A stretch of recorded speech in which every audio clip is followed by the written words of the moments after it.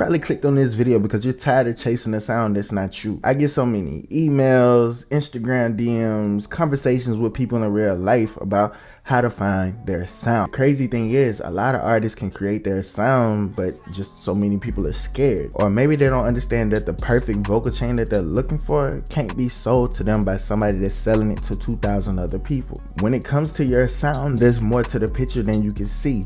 A lot of people love to say that it's the vocal preset, but what if I told you there was more to it than that? My goal with this video is to help you get some clarity to grow as an artist, to make a more productive system in developing your sound. When it comes to your sound, half of your sound depends on your production. And what I mean by production, I mean the type beats that you use. So with that being said, beat selection is 50% of your sound. Polo G Blew Up is known for piano type beats. There's a reason why the beats that you search on YouTube, every type beat has similar elements to it, because that's the type of beat that that artist uses. Every type beat is not the same, but they're similar. You don't have to use the same style over and over and over and over. That's gonna make your sound get repetitive. But lucky for you, your sound involves more than just the beat. A lot of artists fall into this trap of, I can rap on anything, I can make music on anything. That's cool. Yeat could rap on J. Cole beats. I'm pretty sure he could do it, right? But he's not gonna drop a whole album and switch his whole sound to J. Cole type beats. And we probably won't hear Moneybagg Yo on new jazz type beats. Maybe 1 or 2 songs, but he's not gonna switch his style from the trap shit, the street shit, to new jazz and plug and beat. That's just not gonna happen. So let me show you a method on how to pick type beats to help your sound be consistent. When it comes to developing your sound from the beat perspective, this is the trick that I need you to do. I want you to think about the artist that people would compare you to, or the lane that you wanna be in. I understand you're unique, everything is different, we're gonna get to that later. But you're gonna be in a lane. If I was to drop music for real and be an artist for real, I would wanna be in the Travis Scott, Don Toliver world over there, right?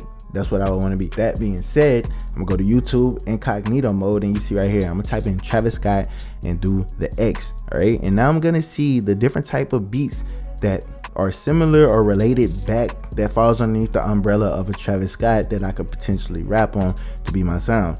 Okay, I would avoid J. Cole type beats. I would avoid fucking like Roddy Ricch type beats. I would avoid certain shit that has nothing to do with Travis Scott's world. And I'm not saying I'm gonna hop on here and do the exact same thing as Travis, but I want to be in this world. I want to attract this type of fan. So here we go. So Travis Scott, Don Toliver. So I can look at Don Toliver type beats. Travis Scott, Drake. I can look at some Drake type beats.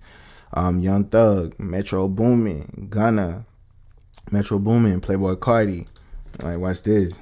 Like, even this right here, like, I found this artist through Travis Scott type beats, like 070 Shake, experimental type beats. So if I want to go deeper into the Travis Scott world that a lot of people might not be aware of, I'm gonna sit there and fuck with some experimental beats, you know. So Kanye West, that's another umbrella right there. So look, Kanye West, A$AP Rocky. So we got a lot of different type beats that we can choose from. We don't always have to rap on a Travis Scott type beat. We can find something that's Drake-ish, 21 Savage type, you know what I'm saying? Because I'm pretty sure there's Travis Scott turned 21 Savage type beats out there. As we can see, there's plenty of them. People have been making them for a long time. And then we like look at channels like this right here. Like YouTube is making it so easy. So like Drake and Travis Scott, Metro Boomin, Drake, Central C. So Central C would be a byproduct of something of a Travis Scott. It's not too far off. Jack Harlow with the Drake, it might not be too far off from some Travis Scott type vibe. You know what I'm saying? So certain Bad Bunny songs might be some Travis vibes. So it's like you can switch it up within that world, because a lot of artists fall into the trap of thinking, hey, if I use a Travis Scott type beat, I gotta make music like Travis Scott on this. You don't. That leads me to the next step of how to make your own sound. 25% of your sound will come from your songwriting, your vocal tone, your message, your delivery. And I really mean that, because you could rap on a Travis Scott type beat but be talking about mental health, or be talking about love or heartbreak or certain party situations from your perspective. You don't have to do exactly what Travis does. Think about what Don Toliver did. Don Toliver has similar production to Travis Scott, but Don Toliver is singing about heartbreak, relationships, and other shit like that. So you can hop on J. Cole type beats and tell your perspective from pain or the struggle, or you can hop on YoungBoy beats and turn up and talk about mental health or whatever you want to do. You just got to make it sound presented a certain way if that's what you want to do, because your message, that's part of your sound. A lot of people just think the sound is the preset or the vocal chain or the beat, but the shit that you talk about in your songs, that's part of your sound. That's part of your style. people would know you for that. Think about the iconic ad-libs that a lot of these rappers have. Think about some of the artists. Like when you think of Future, what pops in your mind? All right, is it the turn up? Is it the trap? Is it the drugs? Is it the being toxic? That's part of the message. That's what's being taught in the music. When you think of Rick Ross, you're thinking luxury rap, high lifestyle. Ex-dope boy turned into this millionaire mogul businessman. A lot of people overlook the emotional connection that artists put in the songs, which makes the fans gravitate to it emotionally, latch onto it, makes the song be the soundtrack to their life. So all of that contributes to the sound. That's what makes an artist unique, because everyone has access to the same vocal presets, the vocal chains, the studio gear. It just depends on if a person want to go to the studio, if a person want to buy it or not. But we all have the same access. But the things that make us different is the songwriting, the storytelling, the delivery, the energy, the emotion, the experiences that we done been through, the way that we see things and the way that we can tell things.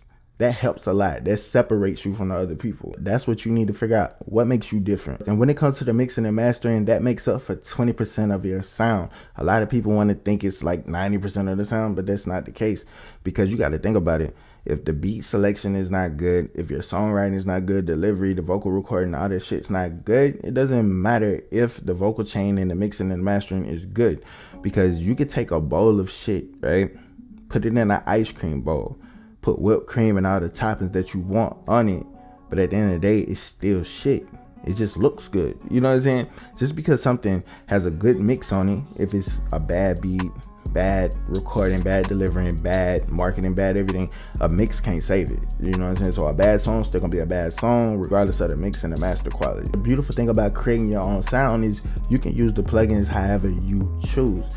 A lot of artists don't want to do this. They want to sound like other people. They want to have the same mix like other people, because they think a mix is going to get them where they want to go, and it's not the case. So if everyone in your lane, your niche, doing clean vocals, and you want to do distorted vocals, dirty vocals, do it. If everyone's doing like light reverb, you want to do heavy reverb on your lips and delays and certain, do it. Your sound is your sound. You're not supposed to sound like nobody else.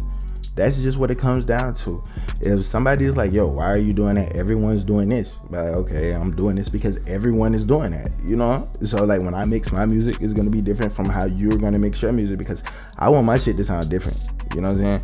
The way I record music is gonna be different than you, and that's okay. You know what I'm saying? That's what you're supposed to do. The goal is to be different, and developing your sound is gonna take some time. Some people find it faster than others, but the last remaining 5% is gonna come from seeing what actually works for you and what fans, not artists, not producers, not engineers, what fans actually think about your music. Because the goal is to grow a fan base. The goal is to get streams, get people to show up for your shows, to want to play your song on the radio, use it in their TikToks, their Instagrams. That's going to be the goal for a lot of people, right? And the only way that you can gain traction and build a fan base is if you put out music and attract people that are fans of music. If people are gravitating to it, fucking with it, you know what to do. If fans are listening to it and they're saying like it's harsh on the ears or whatever, they can't really hear it, maybe you could tweak your mix, you know what to do. Maybe you can improve your vocal recording techniques and you know what to do. Maybe your fans are really vibing with it. They love it. Because I know a lot of people that have good mixes. They have good music, but they never put the music out because they're scared of what other people are going to think. Or they think they're not going to have no fans at all. But I'm going to leave you with this. If you never put music out, you'll never get a chance to build a fan base. That's all I'm going to say. So if you want to find your sound, it's not going to be easy. A lot of people do it. The people that stand out, the people that blow up, the people that make it, they tend to do different shit. They kind of be similar to other people, but they're different, right? They had a vision, they went with it, they did whatever it took to get there. So put the music out, come up with a marketing plan, figure out the type beats, figure out your lane, figure out who you're talking to, figure it out. Like, that's the thing. Like, you got to be willing to figure it out. The people that don't figure out be the one that's bitter people. Those are the people that turn into haters. Those are the people that hate on creators that make shit work. I don't want you to be a hater.